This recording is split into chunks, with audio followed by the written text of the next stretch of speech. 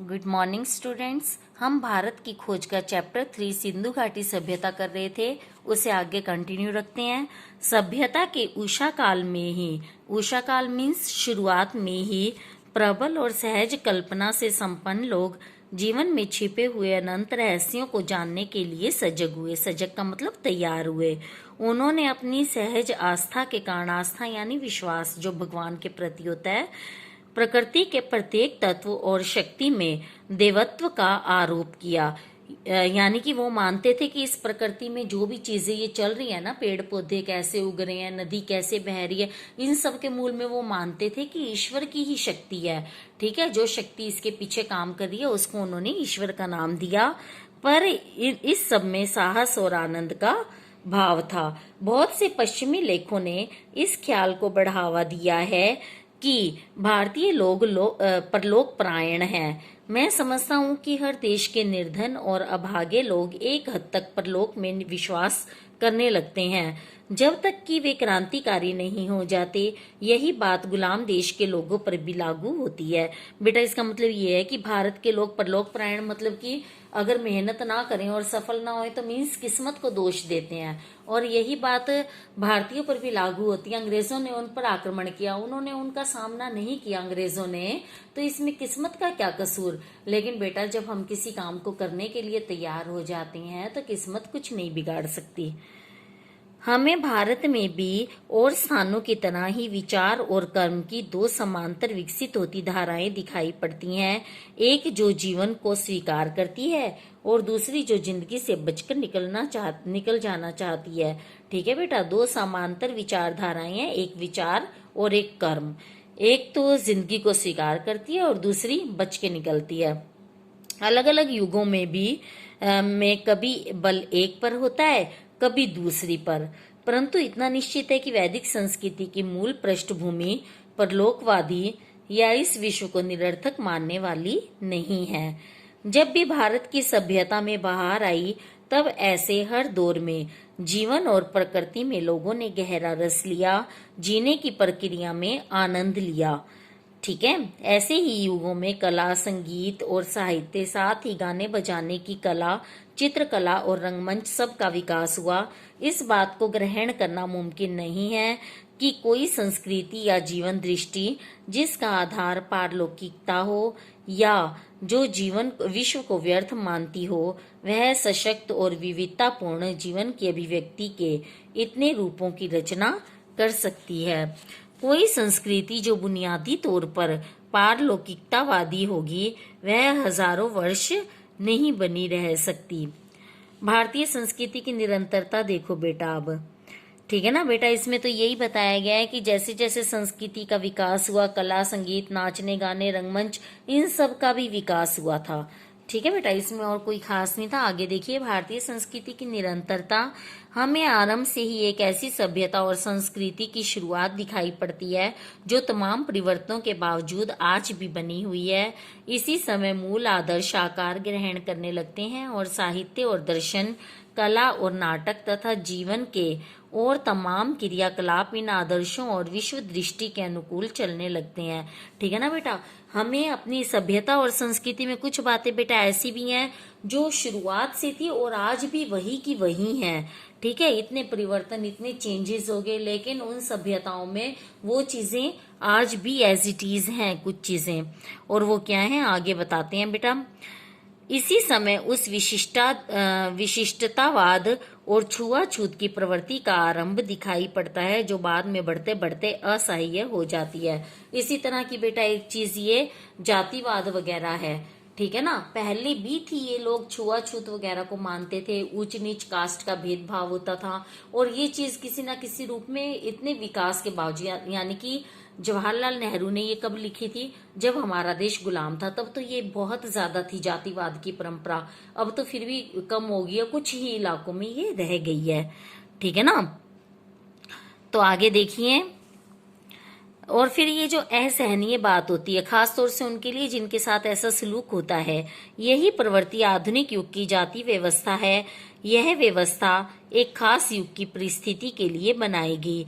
इसका उद्देश्य था उस समय की समाज व्यवस्था को मजबूत बनाना और उसे शक्ति और संतुलन प्रदान करना, किंतु बाद में यह उसी समाज व्यवस्था और मानव मन के लिए कारागृह बन गई।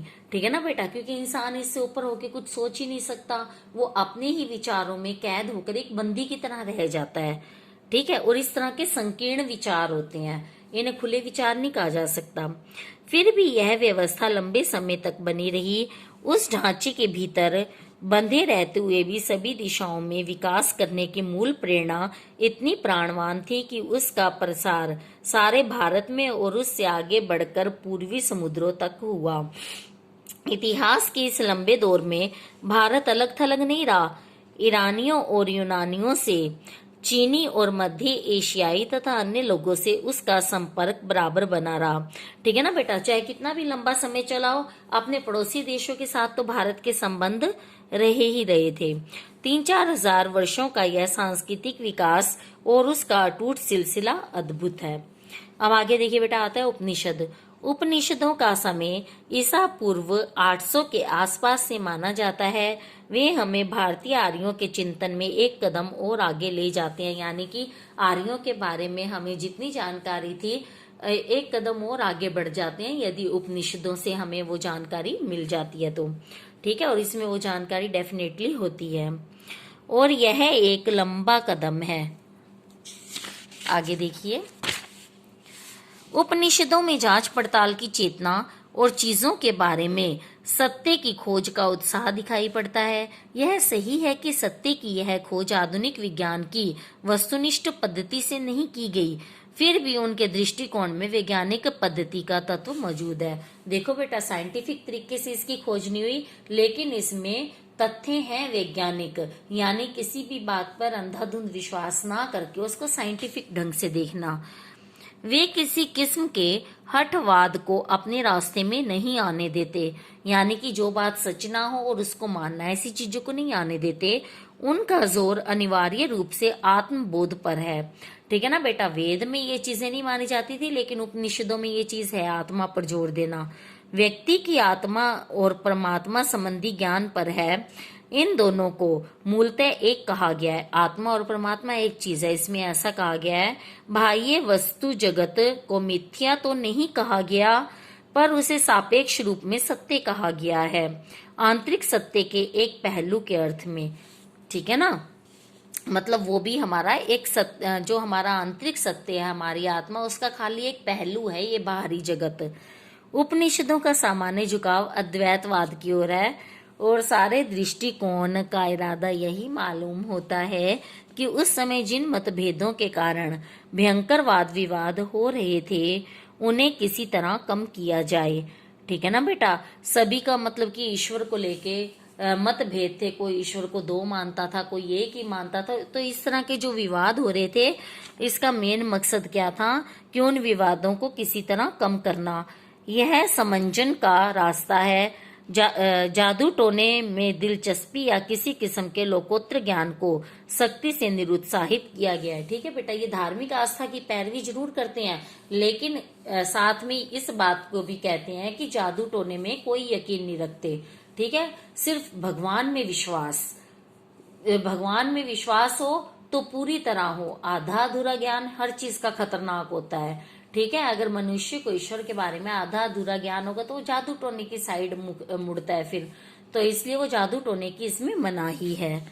ठीक है ना, आगे देखिए, और बिना सच्चे ज्ञान के कर्म कांड और पूजा पाठ को व्यर्थ बताया। मैंने यही कहा है ना, अगर पूरा ज्ञान किसी पूजा पत्ती का हो तो ना करो तो अच्छा है। उपनिषदों की सबसे प्रमुख विशेषता है सच्चाई पर बल देना। उपनिषदों की मशहूर प्रार्थना में प्रकाश और ज्ञान की ही कामना की गई है। असत से मुझे सत्य की ओर ले चल, यानी असत्य से सत्य की ओर। अंधकार से मुझे प्रकाश की ओर ले चल। बेटा ये प्रार्थना की गई है इसमें, असत्य से सत्य की ओर ले चल, अंधकार से प्रकाश की ओर ले चल, मृत्यु से मुझे अमरत्व की ओर ले चल। बार बार हमें एक बेचैन मन झांकता दिखाई पड़ता है, जो निरंतर किसी खोज में, किसी प्रश्न का उत्तर पाने में लगा होता है। ठीक है। ऐतरेय ब्राह्मण में इस लंबी अनंत अनिवार्य यात्रा के बारे में एक स्रोत है। हर श्लोक का अंत इस टेक से होता है, चिरैवती चिरैवती, यानी कि हे यात्री, इसलिए चलते रहो चलते रहो। ठीक है बेटा, काफी लंबा वीडियो जा रहा है, आगे हम नेक्स्ट वीडियो में करेंगे। Okay bye.